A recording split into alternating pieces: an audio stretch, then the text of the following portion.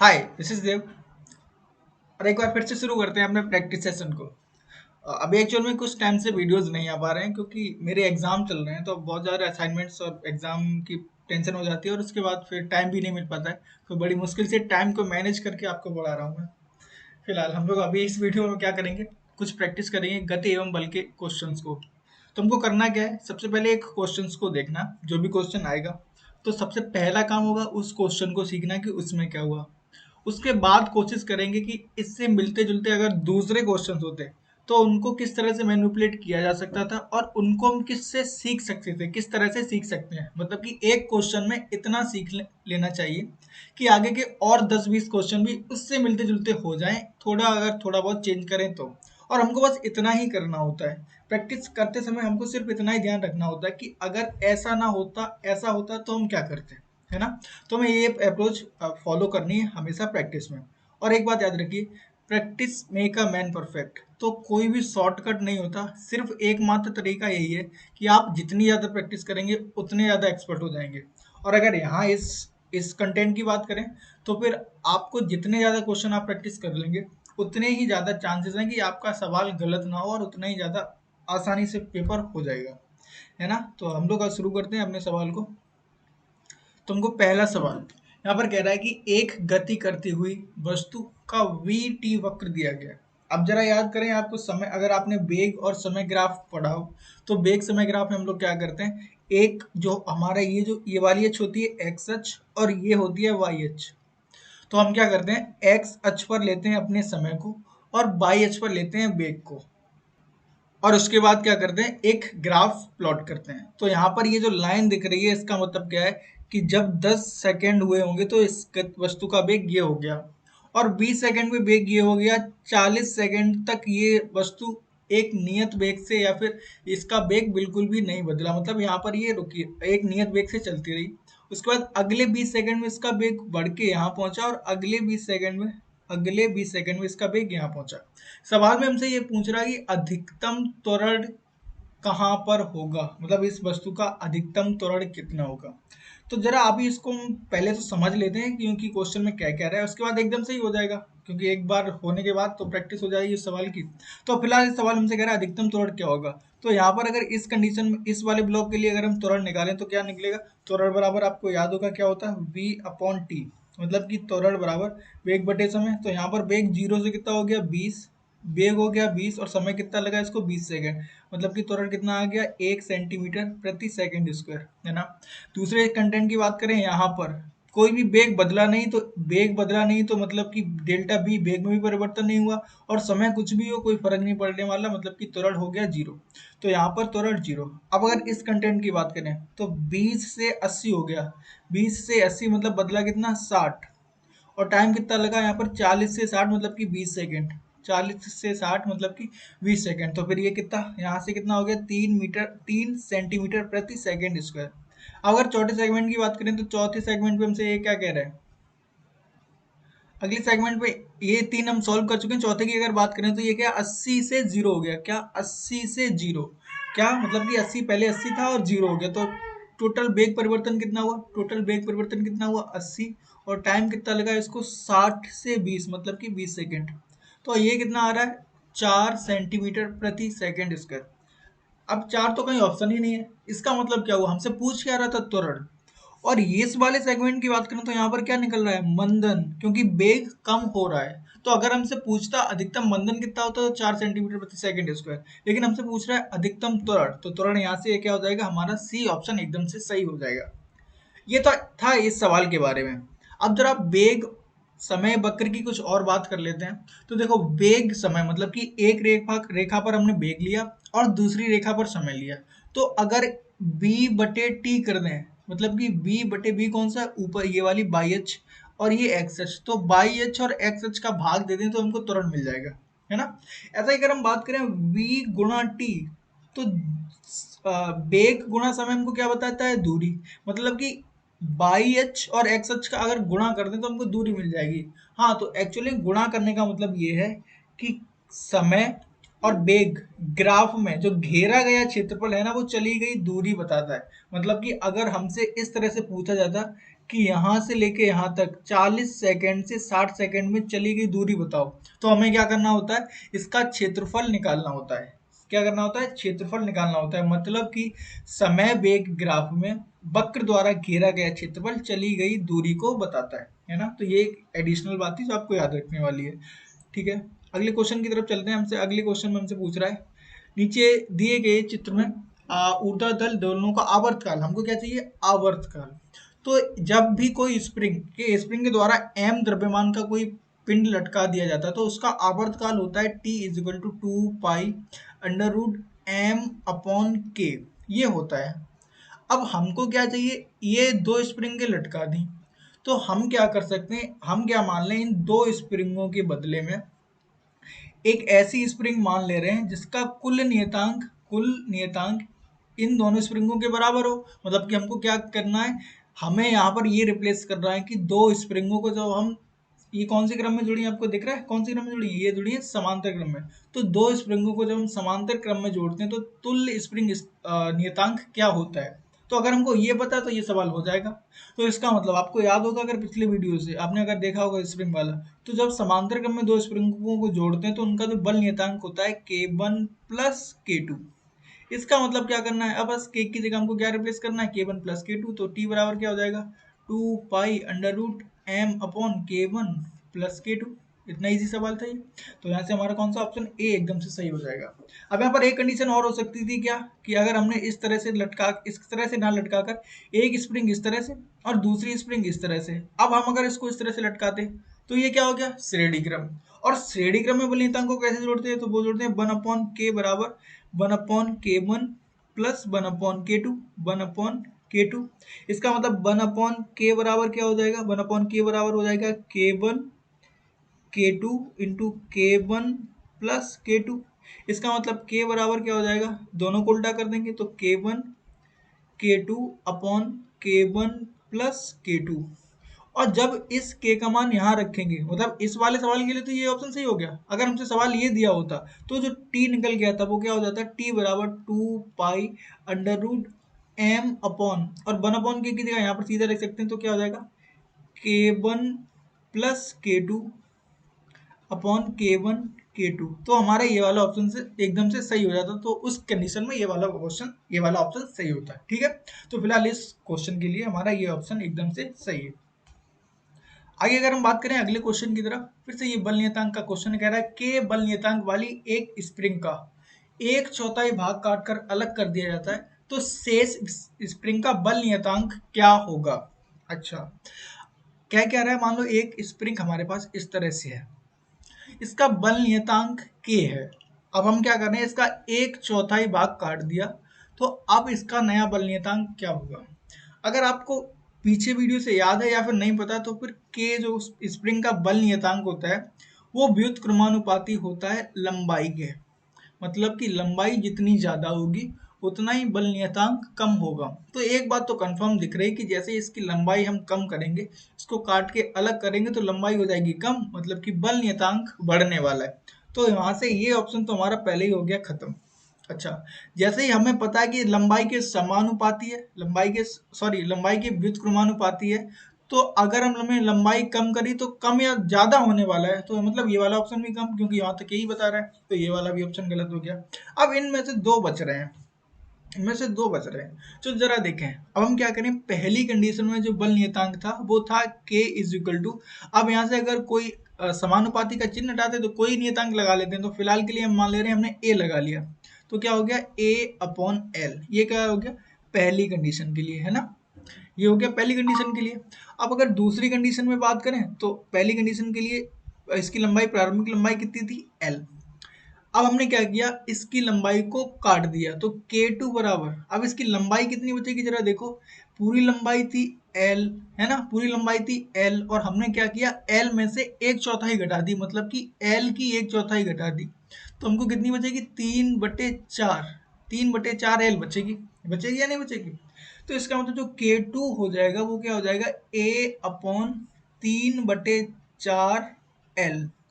अब जरा इसको सॉल्व करें तो k2 बराबर क्या हो जाएगा a/3, और ये जो 3 है ना वो ऊपर पहुंच मतलब 4 ऊपर पहुंच गया, और बटे में l।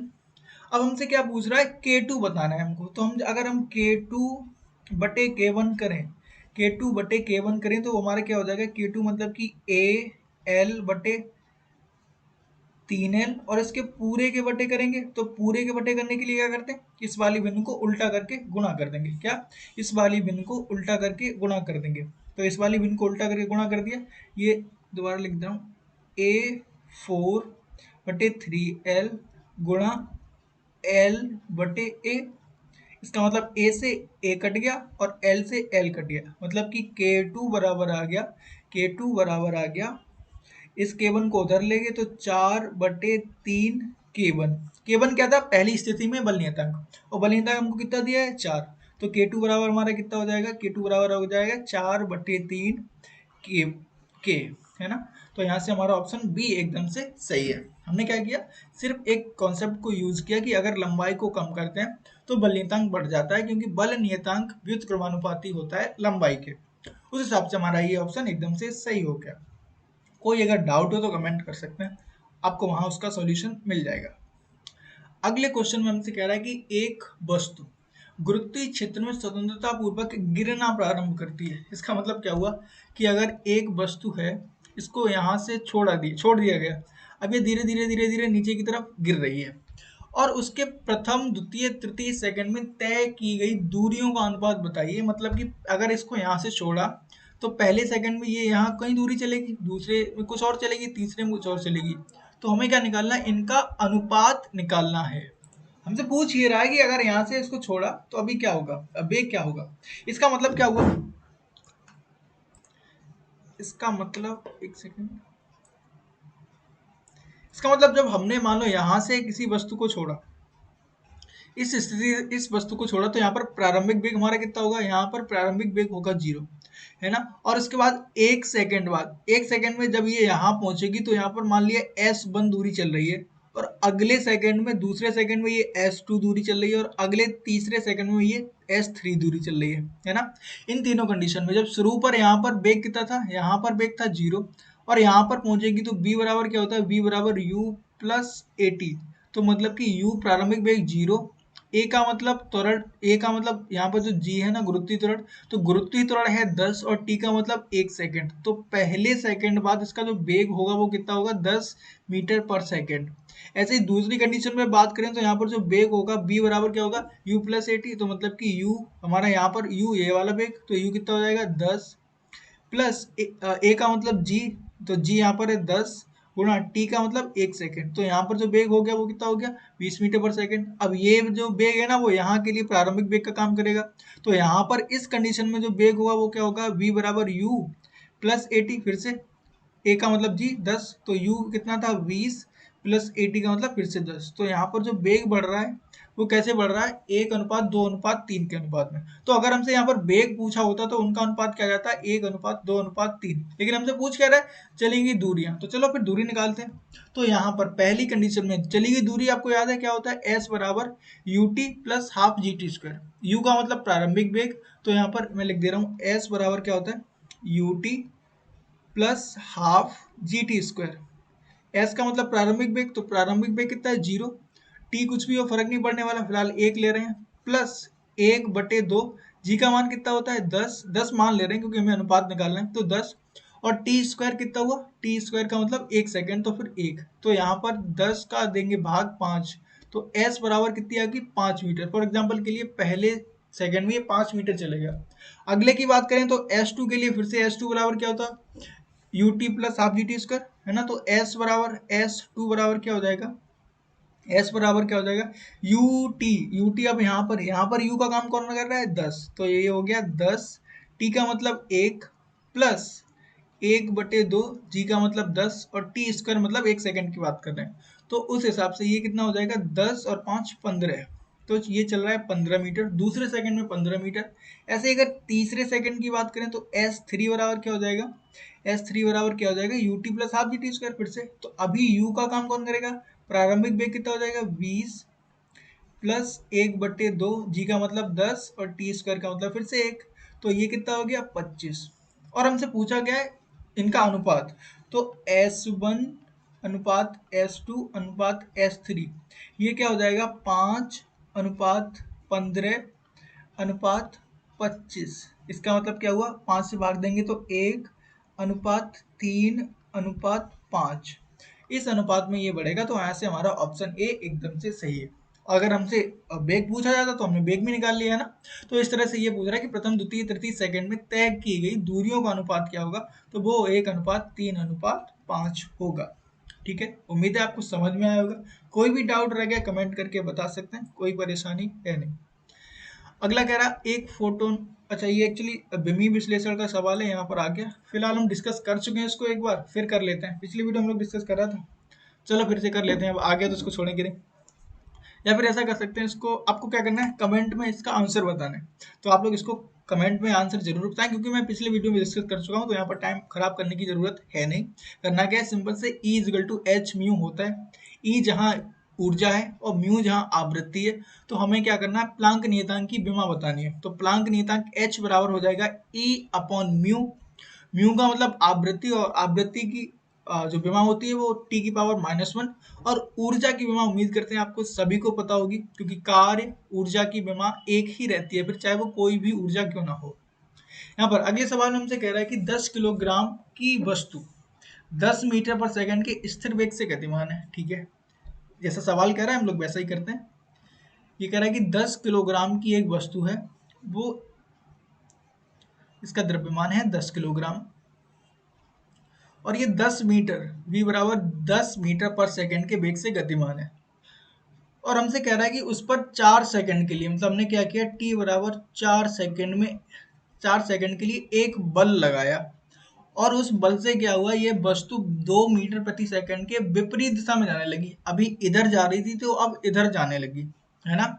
अच्छा, इसका मतलब क्या हुआ, जो हमारा प्रारंभिक वेग है वो अंतिम वेग के विपरीत दिशा में होगा। और हमको ये बात भी पता है कि जब विपरीत दिशा में जब कभी भी होता है तो हम क्या करते हैं, चिन्ह बदल देते हैं। तो इसका मतलब हमसे क्या कह रहा है कि यहाँ पर उत्पन्न त्वरण ए बताना है। ठीक है, बता देंगे कैसे। हम तो ये कह रहा है कि इस कंडीशन में यहाँ से इस तरफ जा रहा है, क्या इस इधर से इधर जा रहा है, तो जो ये कौन सा प्रारंभिक वेग, हमने प्रारंभिक वेग की दिशा ये है, तो इस दिशा को पॉजिटिव ले रहे हैं। मतलब कि हमारे पास जो समीकरण बनता है u बराबर, सॉरी v बराबर जो बनता है v बराबर u प्लस ए टी, है ना। क्योंकि यहाँ पर देखो हमको अंतिम वेग भी दिया गया है, प्रारंभिक वेग भी दिया गया है, त्वरण निकालना है और समय हमको दिया गया है। तो जब इस तरह का दिया गया होता तो हमको क्या करना होता, ये वाला समीकरण लगाते हैं। यहाँ पर जो द्रव्यमान दिया है उसका कोई लॉजिक बन नहीं रहा, तो उसको छोड़ देंगे, है ना। हमें क्या सिंपल त्वरण चाहिए। तो अगर बल का मान दिया होता तो वहां से त्वरण निकालते ए इक्वल टू F/m, लेकिन हमसे बल का मान थोड़ा ना दिया, सिर्फ ये कहा कि 4 सेकंड के लिए लगाया जाता है, तो ये यहाँ से भी हो जाएगा। अब देखो क्या करना है, v विपरीत दिशा में है, तो इसका मतलब विपरीत दिशा में है, तो -2 बराबर u कितना है 10, प्लस a का मतलब निकालना है, और t कितना है 4 सेकंड के लिए। जब इसको अगर हम सॉल्व करें तो 10 को इधर लाए तो ये माइनस का हो गया, -2 -10 बराबर 4a। इसका मतलब होगी ये -12 बराबर 4a, मतलब कि a बराबर -12/4, मतलब कि -3 मीटर प्रति सेकंड स्क्वायर। और यहाँ से हमारा ऑप्शन बी एकदम से सही है। अब यहाँ देखिए कंफ्यूज करने के लिए एक और दिया है ना। अच्छा, अब इसका मतलब क्या हुआ, बाकी सब ठीक है ना। हाँ, इसका मतलब ये माइनस का मतलब क्या हुआ है, इस माइनस का सीधा सा मतलब ये है कि त्वरण नेगेटिव है, मतलब कि बल विपरीत दिशा में लग रहा है। इसका मतलब ये हुआ कि ये जो पिंड इधर जा रहा था, इस पर हम इस तरफ की ओर बल लगा रहे हैं। नेगेटिव का मतलब सिर्फ यही होता है कि उनकी विपरीत दिशाएं होती हैं। तो शुरुआत में वस्तु इधर जा रही थी, हमने यहाँ पर बल लगाया, इसी कारण इधर जाने लगा। इसको एक और कॉन्टेक्स्ट से समझ लेते हैं, कैसे। मान लो तुम्हारा एक दोस्त है, बचपन में खेल खेल रहे हैं तुम लोग, है ना। और ये साइकिल चला रहा है, ये साइकिल चलाते हुए आ रहा है 10 मीटर पर सेकंड की वेग से तुम्हारी तरफ, है ना। तुम यहाँ पर खड़े हो, जैसे ये तुम्हारे पास आया, तुमने क्या किया, अब ये तुमको टक्कर मारेगा, तुमने इसके हैंडल को पकड़ के पीछे धक्का मारना शुरू कर दिया। अब क्या होगा, जब ये 10 मीटर पर सेकंड के वेग से आ रहा है तो धीरे धीरे धीरे पहले तो इसका वेग कम होगा, क्योंकि तुम ताकत लगा रहे हो। पहले एकदम से झटके से आएगा और फिर धीरे धीरे इसका वेग कम हो जाएगा। एक कंडीशन के बाद ये रुक जाएगा वहीं पे थोड़ी देर के लिए, मतलब लगेगा रुक गया। फिर क्या करोगे, तुम तो ताकत लगा ही रहे हो ना लगातार, तो फिर क्या होगा, ये धीरे धीरे पीछे की तरफ जाना शुरू कर देगा। वही यहाँ पर हुआ कि हम क्या कर रहे हैं, इस तरफ बल लगा रहे हैं, तो शुरुआत में तो ये 10 मीटर पर सेकंड के वेग से इधर जा रहा था, लेकिन बल लगातार लगता गया। तो पहले तो एक टाइम पे इसका वेग 0 हुआ, फिर उसके बाद क्या हुआ, दूसरी तरफ ये चलने लगा, है ना। तो उम्मीद करते हैं आपको ये कॉन्टेक्स्ट एकदम से समझ में आया होगा। आगे चलते हैं अगले क्वेश्चन की तरफ। अच्छा, अगला हमारा ऊर्जा का एक कॉन्सेप्ट है। कह रहा एम द्रव्यमान तथा वी वेग से गतिमान एक गोली। क्या हुआ, एक कोई गोली है जो स्मॉल एम द्रव्यमान और स्मॉल वी वेग से गतिमान है, मतलब इस तरफ जा रही है। अब ये क्या कर रही है, एम द्रव्यमान के एक स्थिर गुटके, क्या हुआ, कोई एक लकड़ी का गुटका था जिसका द्रव्यमान कैपिटल एम था, ये इसमें धस गई जाके, मतलब इसमें एकदम से मिक्स हो गई, फिक्स हो गई। अब क्या होगा, क्योंकि इसमें एक संवेग था, इसमें वेग था, इसमें गतिज ऊर्जा थी, तो ये जैसे ही गुटके में टक्कर मारेगी तो गुटका भी इधर को चलने लगेगा क्योंकि गुटका रुका हुआ था। और हमसे कह रहा है कि गुटके की गतिज ऊर्जा बताइए, इस कंडीशन में गुटके की गतिज ऊर्जा बताइए। तो किसी भी चीज की जो गतिज ऊर्जा होती है वो होती है हाफ एम वी स्क्वायर, मतलब कि एक ऐसा पिंड जिसका द्रव्यमान m है और v वेग से चल रहा है, तो उसकी जो गतिज ऊर्जा होती है वो क्या होती है, हाफ एम वी स्क्वायर। अब इस गुटके के कॉन्टेक्स्ट में हमको क्या चाहिए, इसका द्रव्यमान चाहिए और इसका वेग चाहिए। अच्छा, क्योंकि गुटका प्रारंभ में रुका हुआ था, तो संवेग संरक्षण क्या कहता है, संवेग संरक्षण ये कहता है कि टक्कर से पहले का संवेग बराबर होना चाहिए टक्कर के बाद के संवेग का। तो टक्कर के पहले संवेग कितना था, तो टक्कर के पहले संवेग देखते हैं एक्चुअल में कितना था। टक्कर के पहले संवेग था, पहले पिंड का संवेग वो था m into v, m into small v, plus दूसरे पिंड का, इसका गुटके का कितना था एम और इसका वेग कितना था 0, और ये बराबर होना चाहिए टक्कर के बाद के संवेग के। तो टक्कर के बाद की कंडीशन क्या हुई थी, ये द्रव्यमान इसमें ही ठस गया, तो इसका मतलब इसका जो कुल द्रव्यमान कितना हो गया, वो हो गया m प्लस स्मॉल m, मतलब capital M plus small m, और इसका वेग मान ले रहे हैं कैपिटल V है टक्कर के बाद का, है ना। तो इस कंडीशन में जो हमारा ये तो हो गया 0, मतलब कि m स्मॉल v बराबर हो जाएगा capital M plus m into capital V। तो टक्कर के बाद का जो वेग निकल के आ रहा है वो कितना आ रहा है, टक्कर के बाद का वेग आ रहा है क्या, v m upon capital M plus small m, ऊपर भी स्मॉल m है, इंटू v, ये निकल के आया। कैसे हमने सिंपली क्या किया, ये जो मान है ना इसको इधर ले आए बटे में, तो ये हमारे पास आ गया कैपिटल V, ये क्या है, टक्कर के बाद का वेग। अब बस हमको क्या चाहिए, गतिज ऊर्जा। तो गतिज ऊर्जा के लिए क्या होता है, 1/2 टक्कर के बाद का द्रव्यमान। तो टक्कर के बाद का द्रव्यमान कितना था, capital M plus small m, और टक्कर के बाद का वेग कितना था, टक्कर के बाद का वेग था m upon capital M plus small m, और इसका वेग, और ये वेग था ना तो इसका होल वर्ग एम बी स्क्वायर।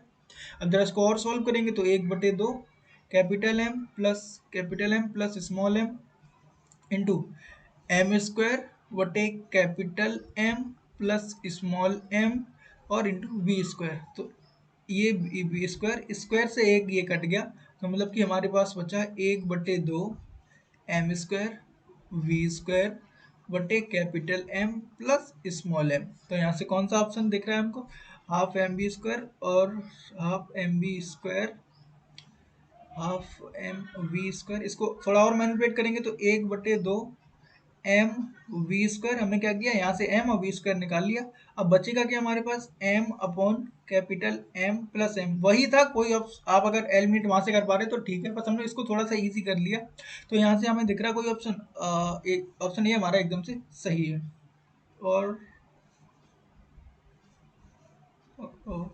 है ना, तो ये ऑप्शन ए एकदम से सही है। अच्छा, एक यहाँ पर एक परेशानी है कि दोनों ऑप्शन ये एक ही है, तो शायद मिस्टेक होगी कोई, वरना आपके दोनों ही ऑप्शन सही हैं, कोई परेशानी है नहीं। ठीक है, ये दोनों ऑप्शन एक ही है तो दोनों ही ऑप्शन सही है, अगर दोनों भी एक ए ठीक है तो हमारा ये एकदम से सही है, कोई परेशानी है नहीं। हाँ, मिस्टेक हो जाती है, किसी से भी मिस्टेक हो सकती है ना। ठीक है, अगला कह रहा है 500 किलोग्राम के एक पिंड को पृथ्वी से पलायन कराने के लिए कितनी ऊर्जा की आवश्यकता होगी। अच्छा, पलायन ऊर्जा का कॉन्सेप्ट आपको पता होगा उम्मीद करते हैं। ये खैर ग्रेविटी का क्वेश्चन है, यहाँ पर आ गया तो डिस्कस करते हैं। तो हमसे कह रहा है 500 किलोग्राम, तो हमसे द्रव्यमान दे दिया कितना 500 किलोग्राम, और हमसे कह रहा है पृथ्वी से बाहर भेजना है। तो इसका मतलब सीधा सा फंडा ये हुआ कि यहाँ पृथ्वी की सतह पर है, हमको क्या करना है, इतनी इसको ऊर्जा दे दें कि पृथ्वी के गुरुत्वाकर्षण को तोड़कर बाहर निकल जाए और कभी लौट कर ना आए। है होता है पलायन का मतलब। और आपको याद होगा पलायन वेग कितना होता है, वी ई बराबर होता है 11.2 किलोमीटर पर सेकेंड, तो 11.2 किलोमीटर प्रति सेकंड से कोई भी वस्तु फेंके, हम भी अगर कूद सकते तो हम भी बाहर चले जाएंगे, है ना। तो शायद आयरन मैन जाता होगा। फिलहाल मजाक की बात है। हाँ, तो अभी हमको क्या करना है, पलायन ऊर्जा निकालनी है। तो पलायन ऊर्जा के लिए जो पलायन ऊर्जा ई बराबर होगी वो क्या होगी, 1/2 m गुणा पलायन वेग और उसका वर्ग, यही तो होगी ना। और आपको याद होगा अगर पलायन वेग क्या होता है, वी ई बराबर होता है √2 g r e, जहाँ आर ई क्या है, पृथ्वी की त्रिज्या, और वो हमको दी गई है। जी का मान हमको यहाँ से दिया गया है। हमको क्या करना है, तो ई बराबर क्या हो जाएगी, ई बराबर 1/2, एम का मान कितना है 500 किलोग्राम, 500 किलोग्राम के पिंड को भेजना है। और वी ई, इसको जरा, यहाँ बी ई दिख रहा है ना, तो इसको स्क्वायर करेंगे तो ये अंडर रूट हट जाएगा। तो यहाँ से क्या बचेगा, 2 g r e, है ना। इस 2 से ये 2 कट गया, तो मतलब कि ई बराबर क्या आ गया, 500 गुणा जी का मतलब 9.8, और आर ई का मतलब हो गया 6.4 गुणा 10 की घात 6। तो जरा इसको सॉल्व करो, तो 500 का गुणा यहाँ पर करेंगे। अब आप कैलकुलेशन करने में परेशानी हो रही है तो जरा एक बार यहाँ से देखो एलिमिनेट कर सकते हैं दो ऑप्शन को। 9.8 हो नहीं सकता तो ये होगा नहीं, 6.8 हो नहीं सकता तो ये होगा नहीं, है ना। अब ये दो बच रहे हैं तो इससे अच्छा कैलकुलेशन कर ही लेते हैं। तो देखो कैलकुलेशन करने के लिए क्या करेंगे, 1/2, यहाँ क्या है, दो भी दो जीरो है ना, दो जीरो है तो दो जीरो का मतलब यहाँ पर दो जीरो और बढ़ गया, तो ये हो गया 5 गुणा 9.8 गुणा 6.4 गुणा 10 की घात 6 की जगह हो गया 8। अब जरा इसको देखो, ये कितना है, ये हो जाएगा 9.8 का गुणा जब 5 में करेंगे तो ये हो जाएगा 49, 49 गुणा 6.4 गुणा 10 की घात 8, है ना। अब जरा इसको आप सॉल्व कर लेंगे तो ये लगभग 3, ऑप्शन सी होना चाहिए, ऑप्शन सी आपका एकदम से सही हो जाएगा। नहीं, आप लोग परेशानी हो तो आप एक बार इसको करके देख लें, या ऑप्शन, फिलहाल ऑप्शन ए सही है। आप कैलकुलेशन वाला पार्ट है वो आप देख सकते हैं, ठीक है। मेरे काम कॉन्सेप्ट बताने का था।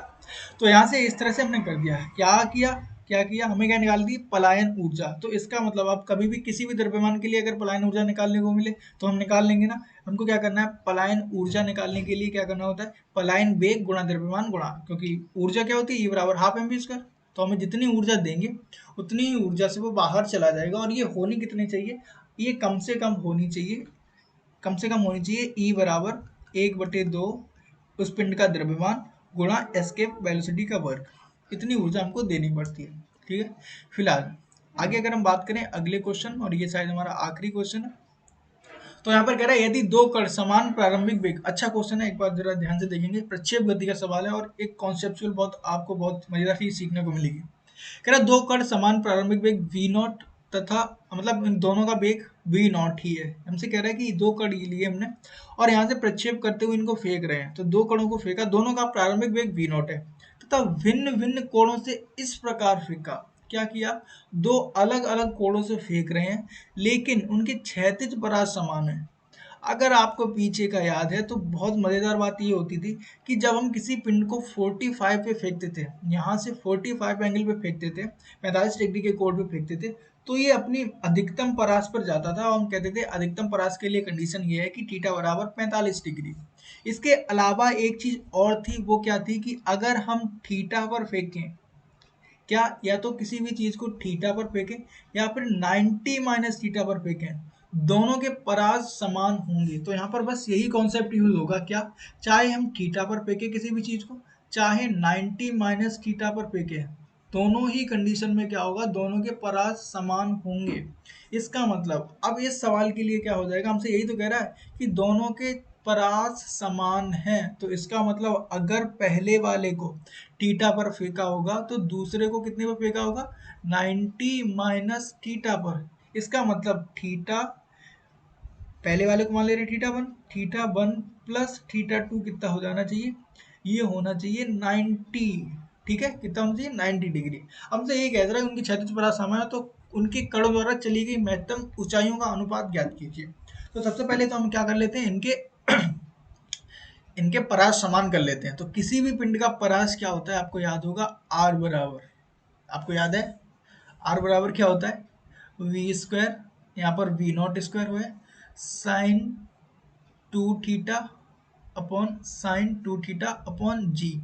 इसका मतलब आर वन बराबर क्या हो जाएगा, आर वन बराबर हो जाएगा V not square sine two theta one upon G upon G upon G. और ऐसे ही आर टू बराबर क्या हो जाएगा, आर टू बराबर हो जाएगा V not square sine two theta one sine two theta two upon जी।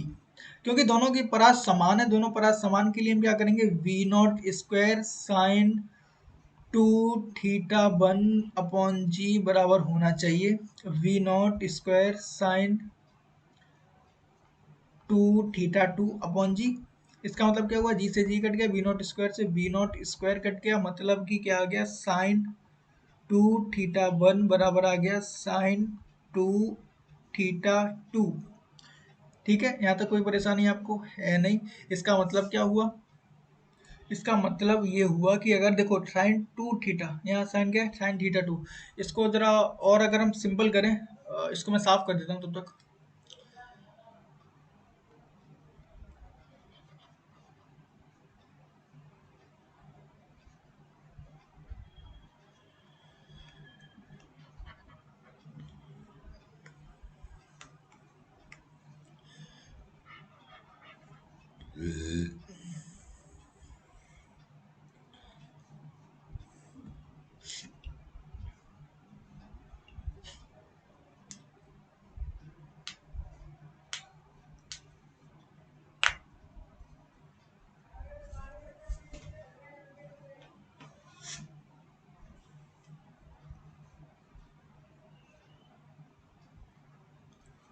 तो जरा अब हमको क्या करना है, अब हमको क्या करना है, इन दोनों कणों का प्रारंभिक वेग तो है ही, अब हमको इनको ऊंचाइयों का अनुपात निकालना है। तो ऊंचाइयों का अनुपात h बराबर क्या होता है, h बराबर आपको याद है कि जब हम प्रक्षेप गति की बात करते हैं तो h बराबर क्या होता है, h बराबर होता है u square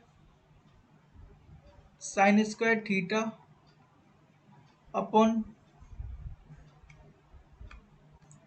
upon two G upon two G, है ना। अब इसका मतलब क्या होगा, दोनों कंडीशन में जो एच वन होगा और एच टू होगा, तो हमें क्या चाहिए, अनुपात एच वन बटे एच टू करेंगे तो एच वन के लिए क्या हो जाएगा, एच वन हो जाएगा वी नॉट स्क्वायर और साइन स्क्वायर थीटा वन, और जी तो बराबर ही रहेगा। ऐसे ही एच टू की बात करेंगे तो एच टू क्या हो जाएगा, V not square sine square theta two upon two G, है ना। इसका टू जी से ये टू जी कट गया, वी नॉट स्क्वायर से वी नॉट स्क्वायर कट गया। अब हमारे पास क्या बच रहा है, एच वन बटे एच टू। ये एक्चुअल में क्या हो जाएगा, साइन स्क्वायर थीटा वन बटे sine square theta two, sine square theta two, है ना। इसका मतलब क्या हुआ, साइन स्क्वायर थीटा टू, इसका मतलब क्या हुआ। अच्छा, अभी हम यहाँ से इस कॉन्सेप्ट से देखें तो थीटा वन, हमें यहाँ पर ऑप्शन आंसर थीटा वन के पदों में चाहिए, तो हम क्या करेंगे, थीटा टू की जगह लिख देंगे, थीटा टू की जगह हम लिख सकते हैं क्या, थीटा टू की जगह लिख सकते हैं 90 माइनस थीटा वन, लिख सकते हैं या नहीं लिख सकते हैं। ठीक है, तो हम क्या करेंगे, यहाँ पर रिप्लेस कर देंगे, इसको मैं साफ करता हूँ।